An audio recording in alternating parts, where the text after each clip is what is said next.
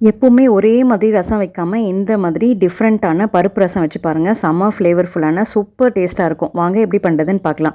ஒரு ப்ரெஷர் குக்கரில் 2 கைப்பிடி அளவுக்கு துவரம்பருப்பு ஆட் பண்ணிக்கோங்க. 2 பெரிய தக்காளி ஆட் பண்ணிவிட்டு தேவையான அளவுக்கு தண்ணி ஆட் பண்ணிக்க கொஞ்சமாக மஞ்சத்தூள் ஆட் பண்ணி ஒரு 4 விசில் விட்டு எடுத்துக்கோங்க. ஸோ மிக்ஸி ஜாரில் வந்து பூண்டு, மிளகு, சீரகம், ஒரு பச்சை மிளகாய் ஆட் பண்ணி அதை குறைன்னு அரைச்சி வச்சுக்கோங்க. ஸோ 4 விசிலுக்கு அப்புறம் இந்த மேலே இருக்க தக்காளியில் இருக்க தோல் வந்து ரிமூவ் பண்ணிவிட்டு நல்லா ஸ்மாஷ் பண்ணி விட்டுக்கோங்க.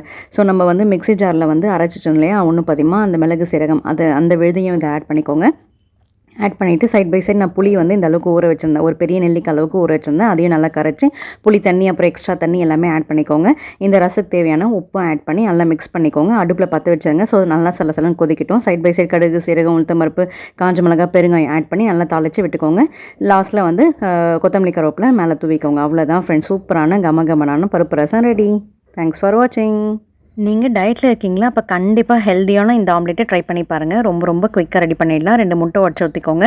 அதில் வந்து வெங்காயம், பச்சை மிளகா, ரெட் கலர் குடமிளகா, க்ரீன் கலர் குடமிளகா, கொஞ்சமாக மஞ்சத்தூள், உப்பு, மிளகாத்தூள், மிளகுத்தூள் எல்லாமே ஆட் பண்ணி கொஞ்சமாக கொத்தமல்லி, கருவேப்பிலை ஆட் பண்ணி நல்லா ஒரு ஃபோர்க்கை வச்சு நல்லா மிக்ஸ் பண்ணிக்கோங்க.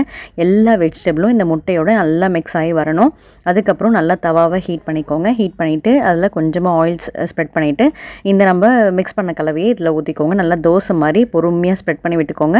ஃப்ளேம் வந்து மீடியம் ஃப்ளேம்லேயே இருக்கட்டும், இல்லைனா வந்து அடியில் வந்து தீஞ்சிடும். இந்த மாதிரி மூடி போட்டு வேக வைங்க. ஒரு 5 மினிட்ஸ் to 7 மினிட்ஸ் வேக வச்சுட்டு நல்லா வெந்ததுக்கப்புறம் ஸ்லோவாக திருப்பி போட்டுக்கோங்க.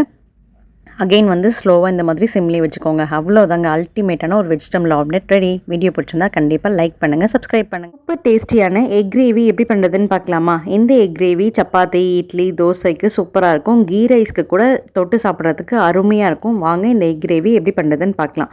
ஒரு மிக்ஸி ஜாரில் தேவையான அளவுக்கு வெங்காயம் ஆட் பண்ணிக்கோங்க. நெக்ஸ்ட்டு தக்காளி 1 பாதியமாக கட் பண்ணி இந்த மாதிரி ஆட் பண்ணிக்கோங்க. சோம்பு ஆட் பண்ணிக்கோங்க. மிளகு ஆட் பண்ணிவிட்டு அரைச்சி நல்லா பேஸ்ட்டாக எடுத்து வச்சுக்கோங்க. ஒரு 4-5 முந்திரி பருப்பு ஆட் பண்ணி அரைச்சி தனியாக வச்சுக்கோங்க. ஒரு ஹெவி பாட்டம் உள்ள பேன் எடுத்து எண்ணெய் ஊற்றிட்டு ஹோல் ஸ்பைசஸ் எல்லாமே ஆட் பண்ணிக்கோங்க. இஞ்சி பூண்டு விழுது ஆட் பண்ணிக்கோங்க. அப்புறமா பொடியாக சாப் பண்ண வெங்காயம் ஆட் பண்ணி நல்லா வதக்கி விட்டுக்கோங்க. நம்ம அரைச்சி வச்சா அந்த வெங்காயம் தக்காளி பேஸ்ட்டும் ஆட் பண்ணி தண்ணி ஆட் பண்ணாமல் நல்லா அந்த எண்ணெயிலே வதக்கி விட்டுக்கோங்க. கொஞ்சமாக கருவேப்பிலை ஆட் பண்ணி நல்லா வதக்கி விட்டுக்கோங்க. ஸோ மஞ்சத்தூள் ஆட் பண்ணிக்கலாம். மிளகாய் தூள் 2 ஸ்பூன் அளவுக்கு ஆட் பண்ணிக்கலாம். நெக்ஸ்ட்டு பெப்பர் ஆட் பண்ணிக்கலாம். கொஞ்சமாக கரம் மசாலாவும் ஆட் பண்ணி தேவையான அளவுக்கு உப்பு ஆட் பண்ணி நல்லா அந்த மசாலா எண்ணெயிலே நல்லா மிக்ஸ் பண்ணி விட்டுக்கோங்க. இப்போ வந்து தேவையான அளவுக்கு நம்ம அரைச்சி வச்ச முந்திரி பேஸ்ட்டும் ஆட் பண்ணிக்கலாம். ஸோ தேவையான அளவுக்கு தண்ணி ஆட் பண்ணிக்கோங்க. நல்லா எண்ணெயில் வதங்கினதுக்கப்புறம் தான் தண்ணி ஆட் பண்ணணும் ஃப்ரெண்ட்ஸ். ஸோ எக்கையும் ஆட் பண்ணி நல்லா மிக்ஸ் பண்ணி எடுத்திங்க அப்படின்னா சூப்பர் டேஸ்டியான எக் மசாலா ரெடி. வீடியோ பிடிச்சிருந்தா லைக் பண்ணுங்கள். யம்மியான அவல் பாயசம் எப்படி பண்ணுறதுன்னு பார்க்கலாம். 1 கப் அவலை இந்த மாதிரி பேனில் போட்டு நல்லா வாசம் வர அளவுக்கு ஃப்ரை பண்ணி எடுத்து வச்சுக்கோங்க. மிக்ஸி ஜாரில் போட்டு நல்லா பொடிசாக பொடிச்சு எடுத்து வச்சுக்கோங்க. நெக்ஸ்ட் அதே பேனில் 1 கப் சர்க்கரை எடுத்து கொஞ்சமாக தண்ணி ஊற்றி நல்லா மிக்ஸ் பண்ணி கொடுங்க. இந்த மாதிரி கேரமலைஸ் ஆக இந்த கலர் சேஞ்ச் ஆகி வரணும். இந்த கலர் சேஞ்ச் ஆகி வந்த உடனே நம்ம திக்கான காசி ஆற வச்ச பால் வந்து ஒரு 2.5 கப் அளவுக்கு ஆட் பண்ணிக்கலாம். நல்லா மிக்ஸ் பண்ணி கொடுங்க. சர்க்கரையும் பாலும் நல்லா மிக்ஸ் ஆகி கரைஞ்சி வரணும். நெக்ஸ்ட் வந்து பார்த்திங்கன்னா நம்ம பொடிச்சு வச்ச அவலையும் இதில் ஆட் பண்ணி நல்லா வேக விட்டுக்கலாம். பால்லேயும் நல்லா வெந்து வந்துடும். சைட் பை சைட் நெய்யில் வந்து முந்திரி, திராட்சை, ஏலக்காய், அதுக்கப்புறம் வந்து பார்த்திங்கன்னா பாதாம் எல்லாமே பொடிசாக கட் பண்ணி நல்லா மிக்ஸ் பண்ணி கொடுங்க. நல்லா ஃப்ரை ஆனதுக்கப்புறம் இந்த பாயசம் ரெடி ஆனதுக்கப்புறம் இதில் ஆட் பண்ணிக்கோங்க. அவ்வளோதான் ஃப்ரெண்ட்ஸ், சலசலன்னு கொதிச்சு ரொம்ப கெட்டியாக இருக்க மாதிரினா ஹாட் வாட்டர் ஆட் பண்ணிக்கோங்க. எம்மியான டேஸ்டியான அவல் பாயசம் ரெடி. பூரிக்கு உருளைக்கிழங்கு மசாலா இந்த மாதிரி ட்ரை பண்ணி பாருங்கள். டேஸ்ட்டு சூப்பராக இருக்கும். எப்படி பண்ணுறதுன்னு பார்க்கலாம். கடாயில் தேவையான அளவுக்கு எண்ணெய் ஆட் பண்ணிவிட்டு கடுகு, சீரகம், உளுத்தம்பருப்பு போட்டு தாளிச்சிக்கோங்க. இஞ்சி பூண்டு விழுந்து 1 பாதியமாக தட்டி ஆட் பண்ணிக்கோங்க. லைட்டாக வதக்கி விட்டுக்கோங்க. கொஞ்சமாக கருவேப்பிலை ஆட் பண்ணிக்கோங்க. அதையும் நல்லா வதக்கி விட்டுட்டு வெங்காயம் வந்து சாப் பண்ணி வச்சுருக்கேன், அதையும் ஆட் பண்ணி நல்லா வதக்கி விட்டுக்கோங்க. நெக்ஸ்ட் ஒரு 2 பெரிய தக்காளி குட்டி குட்டியாக கட் பண்ணி வச்சுருக்கேன், அதையும் ஆட் பண்ணி நல்லா வதக்கி விட்டுக்கோங்க. 3 பச்சை மிளகாய் ஆட் பண்ணிக்கோங்க. கொஞ்சமாக மஞ்சத்தூள் ஆட் பண்ணிக்கோங்க. அப்புறம் வெறும் மிளகாய் தூள் அதையும் ஆட் பண்ணிக்கோங்க. ஒரு 1 டேபிள் ஸ்பூன் அளவுக்கு ஆட் பண்ணிக்கோங்க. வீட்டில் அரைச்ச குழம்பு மிளகாய் தூள் ஆட் பண்ணிவிட்டு கொஞ்சமாக தேவையான அளவுக்கு உப்பு ஆட் பண்ணிக்கோங்க. உருளைக்கிழங்கு வேக வச்சு மசிச்சு வச்சுருக்கேன், அதையும் ஆட் பண்ணி நல்லா எண்ணெயிலேயே நல்லா மிக்ஸ் பண்ணி கொடுங்க. நல்லா வதக்கினதுக்கப்புறம் தேவையான அளவுக்கு தண்ணி ஆட் பண்ணிக்கோங்க. உங்களுக்கு கன்சிஸ்டன்சி எப்படி வேணுமோ நீங்கள் அந்தளவுக்கு தண்ணி ஆட் பண்ணி ஒரு 10 மினிட்ஸ் மீடியம் ஃப்ளேமில் நல்லா கொதிக்க விட்டு இறக்குனீங்க அப்படின்னா சூப்பரான உருளைக்கிழங்கு மசாலா ரெடி ஆகிடும். ஃபைனலாக கொத்தமல்லி தூவிக்கோங்க. இது பூரி, சப்பாத்தி, தோசைக்கு சூப்பராக இருக்கும். கண்டிப்பாக ட்ரை பண்ணி பாருங்கள். வீடியோ பிடிச்சிருந்தா லைக் பண்ணுங்கள். இன்னும் நீங்கள் என் சேனலை சப்ஸ்கிரைப் பண்ணலாம், சப்ஸ்கிரைப் பண்ணி வச்சுக்கோங்க. தேங்க்ஸ் ஃபார் வாட்சிங்.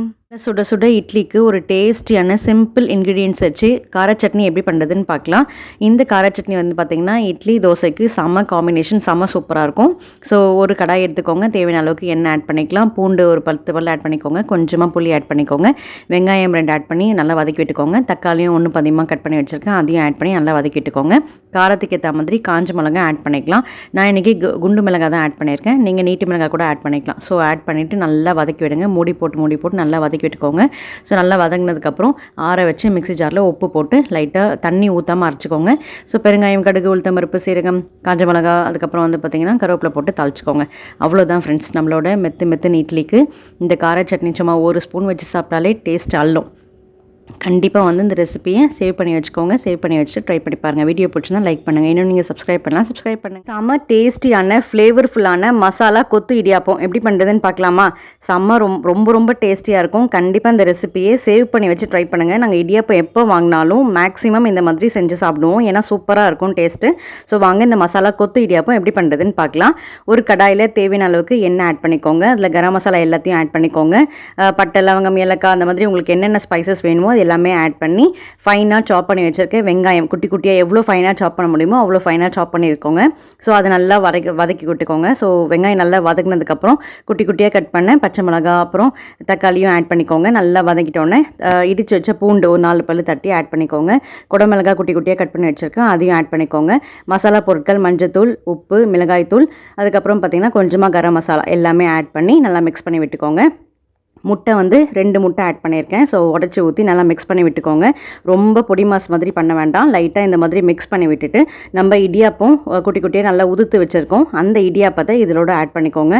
அந்த மசாலாவோட அந்த முட்டையோட நல்லா ஒரு சேர நல்லா கலரி விட்டுக்கோங்க. ஸோ தட் அந்த முட்டையோட அந்த இடியாப்பம் வந்து நல்லா ஒன்று சேர்ந்துடும். லாஸ்ட்டில் பெப்பர் தூவிட்டு, கொத்தமல்லி தழை தூவிட்டு நல்லா மிக்ஸ் பண்ணி இறக்குனீங்க அப்படின்னா ஒரு டேஸ்டியான பிரியாணி ஸ்டைலில் கொத்து இடியாப்பம் ரெடி ஆகிடும். கண்டிப்பாக வீடியோ பிடிச்சிருந்தா லைக் பண்ணுங்கள். இன்னும் நீங்கள் என் சேனலை சப்ஸ்கிரைப் பண்ணலாம், சப்ஸ்கிரைப் பண்ணுங்கள். யூஸ்வலாக எறா வாங்கிட்டு வந்தால் எறா பிரியாணி, எறா தொக்கு, அப்புறம் எறா 65 அந்த மாதிரி எறாவில் நிறைய வெரைட்டிஸ் நம்ம ட்ரை பண்ணுவோம். ஆனால் இது வரைக்கும் எறாவில் முட்டை உடச்சி ஊற்றி எறா எக் பொடி மாஸ் நீங்கள் ட்ரை பண்ணதில்லை அப்படின்னா கண்டிப்பாக ட்ரை பண்ணி பாருங்கள். ஏன்னா டேஸ்ட்டு சூப்பராக இருக்கும். நம்ம சொரா போட்டு சாப்பிட்டா எப்படி இருக்கும், அவ்வளோ டேஸ்டியாக இருக்கும்ல, சேம் அதே மாதிரி ஒரு டிஃப்ரெண்ட்டான டேஸ்ட்டில் இருக்கும். ஸோ வாங்க இந்த எறா எக் பொடி மாஸ் எப்படி பண்ணுறதுன்னு பார்க்கலாம். ஸோ எறாவை நல்லா க்ளீனாக நம்ம வாஷ் பண்ணி எடுத்து வச்சுக்கோங்க. ஸோ அதுக்கப்புறம் வந்து கடாயில் தேவையான அளவுக்கு எண்ணெய் ஊற்றிட்டு கடுகு, சீரகம், உளுத்தம் பருப்பு ஆட் பண்ணிக்கோங்க, முழு பூண்டு ஆட் பண்ணிக்கோங்க, இஞ்சி பூண்டும் தட்டி ஆட் பண்ணிக்கோங்க, நல்லா பொடியாக கட் பண்ண வெங்காயம் ஆட் பண்ணி நல்லா வதக்கி விடுங்க. நெக்ஸ்ட்டு தக்காளியும் ஆட் பண்ணி நல்லா வதக்கி விடுங்க. நெக்ஸ்ட்டு தண்ணி இல்லாமல் எறா மட்டும் எடுத்து போட்டு அதையும் சேர்த்து நல்லா வதக்கி விட்டுக்கோங்க. ஸோ எறா நல்லா அந்த சூட்டில் நல்லா வதங்கி நல்லா சுருண்டு வரணும், அந்த அளவுக்கு நல்லா வதக்கி விட்டுக்கோங்க. கருவேப்பிலை கொஞ்சம் ஆட் பண்ணிக்கலாம். ஸோ எறாவில் தண்ணி ஊற்றாமே தண்ணி சுரக்குது, ஸோ அதிலே எறா வெந்துடும். தேவையான அளவுக்கு மஞ்சத்தூள் ஆட் பண்ணிக்கலாம், குழம்பு மிளகாய்த்தூள் உங்கள் காரத்துக்கு ஏற்ற மாதிரி ஆட் பண்ணிக்கோங்க. உப்பும் ஆட் பண்ணி நல்லா மிக்ஸ் பண்ணி விடுங்க. தண்ணி ஆட் பண்ண வேண்டாம், ஏன்னா இந்த எறாவில் இருக்க தண்ணியே போதும். நல்லா மிக்ஸ் பண்ணி விட்டு நல்லா தொக்கு மாதிரி வரணும். ஸோ மூடி போட்டு ஒரு 5 to 7 மினிட்ஸ் இந்த மாதிரி சிம்மில் வச்சுருங்க. ஸோ சிம்மில் வச்சுட்டா இந்த மாதிரி எண்ணெய் பிரிஞ்சு உங்களுக்கு எறா தொக்கு ரெடி ஆகிடும். இப்போ ஃபைனலாக இதில் வந்து பார்த்திங்கன்னா இதுதான் ரொம்ப இம்பார்ட்டன்ட் ஸ்டெப். ஒரு 5லேருந்து 6 முட்டை, 7 கூட நீங்கள் ஆட் பண்ணிக்கலாம், ஏன்னா அவ்வளோ சூப்பராக இருக்கும். அந்த முட்டையை இந்த மாதிரி மேலே மட்டும் அந்த ஓடு லைட்டாக எடுத்துகிட்டு ஃபுல் முட்டையை இந்த மாதிரி உடச்சி ஊற்றி ஃபுல்லாக உங்களுக்கு எத்தனை முட்டை வேணுமோ நீங்கள் அவ்வளோ முட்டை ஆட் பண்ணிக்கலாம். ஆட் பண்ணி நல்லா மிக்ஸ் பண்ணி விட்டுருங்க. இந்த மாதிரி நல்லா கலந்து விடும் போது உங்களுக்கு வந்து நல்லா சூப்பராக வந்து அந்த பொடி மாஸ் கன்சிஸ்டன்சிக்கு வந்துடும். ஸோ நான் வந்து இன்றைக்கி 5-6 முட்டை வந்து உடச்சி ஊற்றிக்கிறோம். ஸோ நம்ம எவ்வளோ முட்டை ஆட் பண்ணுறோமோ அவ்வளோ டேஸ்ட்டு கொடுக்கும். ஸோ ஃபைனலாக நான் சிம்மில் வச்சு கலரி விடும் போது இந்த மாதிரி பொடி மாஸ் மாதிரி வந்துடும். ஸோ ஃபைனலாக கொத்தமல்லியை தூவிக்கோங்க. சூப்பரான எறா பொடி மாஸ் ரெடி. வீடியோ பிடிச்சினா லைக் பண்ணுங்கள், சப்ஸ்கிரைப் பண்ணுங்கள், கமெண்ட் பண்ணுங்கள். தேங்க்ஸ் ஃபார் வாட்சிங். நம்ம டேஸ்டியான சிக்கன் ஒயிட் சால்னா எப்படி பண்ணுறதுன்னு பார்க்கலாம். தேங்காய், முந்திரி, பாதாம், உடச்சக்கல்ல எல்லாமே ஒரு மிக்ஸி ஜாரில் ஆட் பண்ணிக்கோங்க. நெக்ஸ்ட்டு சின்ன வெங்காயம், பச்சை மிளகா, கசகசா, ஒரு ஸ்பூன் சோம்பு, சீரகம், மிளகு, இந்த மாதிரி எல்லாமே 10 ஐட்டம் நான் சொல்லியிருக்கேன். இது எல்லாமே மிக்ஸி ஜாரில் ஆட் பண்ணி நல்லா பேஸ்ட்டாக திக்காக அரைச்சி வச்சுக்கோங்க. குக்கரில் எண்ணெய், நெய் ஆட் பண்ணிக்கோங்க. பட்டை, லவங்கம், ஏலக்காய் ஆட் பண்ணிவிட்டு நல்லா தாளிச்சதுக்கப்புறம் வெங்காயம் ஆட் பண்ணி நல்லா வதக்கி விட்டுக்கோங்க. இஞ்சி பூண்டும் ஆட் பண்ணி 2 பச்சை மிளகாய் ஆட் பண்ணி நல்லா வதக்கி விட்டுக்கோங்க. வாஷ் பண்ணி வச்சுருக்க 3/4 கிலோ சிக்கன் ஆட் பண்ணி நல்லா ஒரு 5 நிமிஷமாவது மூடி போட்டு நல்லா வதக்கி விடணும். ஸோ சிக்கன் நல்லா வதங்கினதுக்கப்புறம் நம்ம அரைச்சி வச்ச பேஸ்ட் ஆட் பண்ணிக்கோங்க. கூடவே 2 கப் தண்ணி அதிலே ஆட் பண்ணிக்கோங்க. தேவையான அளவுக்கு உப்பு, கொஞ்சமாக புதினா இலை ஆட் பண்ணி நல்லா மிக்ஸ் பண்ணி கொதி வந்தோடனே ஒரு 3லேருந்து 4 விசில் விட்டு ஆஃப் பண்ணுங்க. அவ்வளோதாங்க, நம்மளோட டேஸ்டியான ஒயிட் சிக்கன் சால்னா ரெடி ஆயிடுச்சு. டேஸ்ட்டு அல்டிமேட்டாக இருக்கும். கண்டிப்பாக ட்ரை பண்ணி பாருங்கள். ரெசிபியை சேவ் பண்ணி வச்சுக்கோங்க. இது இட்லி, தோசை, பூரி, சப்பாத்தி, இடியாப்பம், முட்டை தோசைன்னு எல்லாத்துக்கும் சூப்பர் காம்பினேஷன். வீடியோ பிடிச்சா லைக் பண்ணுங்கள், சப்ஸ்கிரைப் பண்ணுங்கள்.